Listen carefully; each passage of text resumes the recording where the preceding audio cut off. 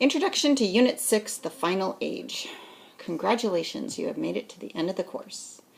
Jaques' speech on the 7 ages comes to its conclusion when he says, "Last scene of all that ends this strange eventful history is second childishness or mere oblivion, sans teeth, sans eyes, sans taste, sans everything.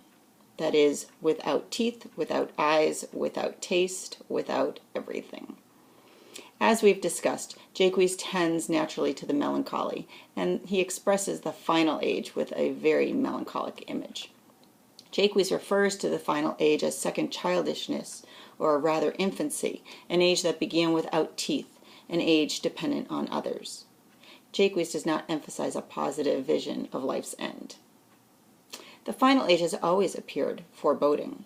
However, Jaques reminds us of lessons that are important with his description of the 7th age. He reminds us of life's natural boundaries. Forced to see an end, a limitation, a boundary, we discover the definitions that shape our lives. In this unit, we'll discuss the idea, therefore, of definition. Unfortunately, our definitions are usually formed with little systematic thought, but clarifying the terms by which we understand the world is essential to a deeper understanding of that world. Forming a good definition requires us to be conscious of our experiences and our assumptions. In this lesson, you'll study definition as a method for developing a composition. Definitions can take many forms. The important idea to keep in mind is that a full definition of any subject must explore the subject carefully, requiring that you think beyond stereotypes and superficial impressions. 2 kinds of definitions are going to be important in this unit. The first is the essential definition, and the second is the extended definition. The essential definition is similar to a dictionary definition.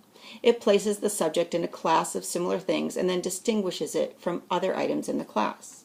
For example, one could define the term infant as follows.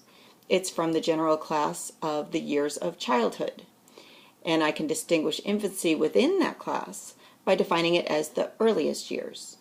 In fact, if I look up that definition of infant in my American College Dictionary, it defines the word infant as a child during the earliest period of its life. Some texts of composition call the essential definition a sentence definition because it attempts to define a given term in just one sentence. Of course, we English majors like the Oxford English Dictionary, which also supplies the origin or etymology of a word. It points out that the word infant is Latin for not speaking. So the etymology offers a bit more in terms of understanding the word.